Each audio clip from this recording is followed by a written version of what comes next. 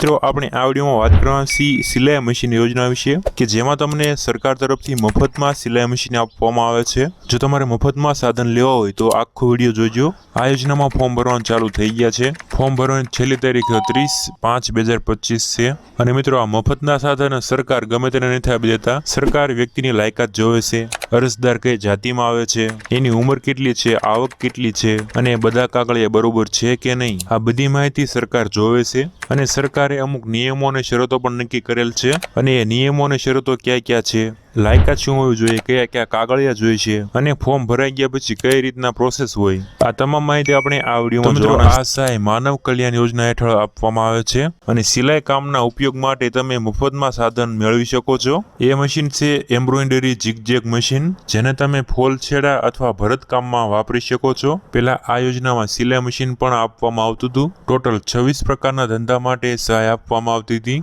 પણ 2 વર્ષ પહેલા આ યોજનામાં ફેરફાર કરાયો અને હવે જો તમારે મફતમાં સિલાઈ મશીન લેવું હોય તો એ માટે હવેથી તમારે PM વિશ્વકર્મા યોજનામાં ફોર્મ ભરવું પડે અને એ ફોર્મ ભરવા માટે તમારે રૂબરૂ તમારા ગામમાં અથવા શહેરમાં જ્યાં CSC સેન્ટર હોય ત્યાં રૂબરૂ જઈ આ ફોર્મ ભરવાનું હોય છે। અને આ વિશ્વકર્મા યોજનામાં સાધન સહાય નથી આપતા, પણ 15,000 રૂપિયા રોકડા આપે છે, પણ એમાં તમારે અઠવાડિયું ટ્રેનિંગ લેવા જવાનું હોય છે। તમને સિલાઈ કરતા આવડતું હોય તો પણ તમારે રૂબરૂ તમારા જિલ્લામાં ટ્રેનિંગ લેવા જવું પડે। પણ મિત્રો આ માનવ કલ્યાણ યોજનામાં ખાલી ફોર્મ ભરવાનું જ રહેશે અને એ પણ ઓનલાઈન ઘરે બેઠા।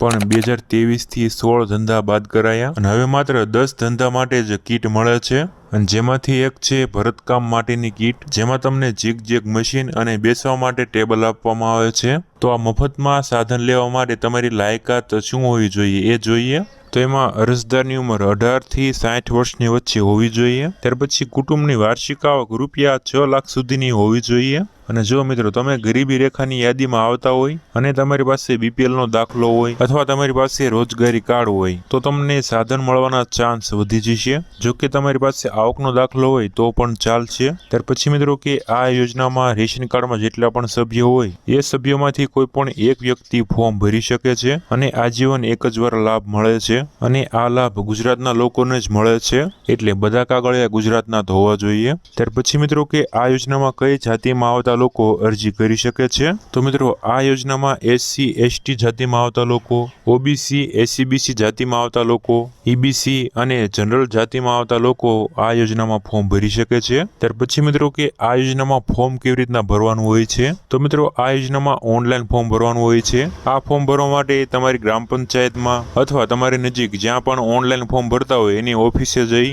અથવા તમારે ક્યાંય પણ ધક્કા ન ખાવા હોય તો તમે ઘરે બેઠા તમારા મોબાઈલથી ફોર્મ ભરી શકો છો। અને આ મોબાઈલથી કઈ રીતના ફોર્મ ભરી શકાય એના વિશે મેં વિડીયો બનાવેલો જ છે, જે વિડીયોની લિંક ડિસ્ક્રિપ્શનમાં આપી દઈશ। અને મિત્રો આ ઓનલાઈન ફોર્મ ભરવા માટે કયા કયા કાગળિયાની જરૂર પડશે એ જોઈએ। તો મિત્રો એમાં આધાર કાર્ડ, રેશન કાર્ડ, ઉંમરનો પુરાવો, જેમાં LC, ચૂંટણી કાર્ડ અથવા જન્મ તારીખનો દાખલો, ત્યાર પછી આવકનો દાખલો, અને મિત્રો આવકનો દાખલો 2.5 વર્ષ પહેલાનો ન હોવો જોઈએ, છેલ્લા 2 વર્ષની અંદર કઢાયેલો હોય તો ચાલશે।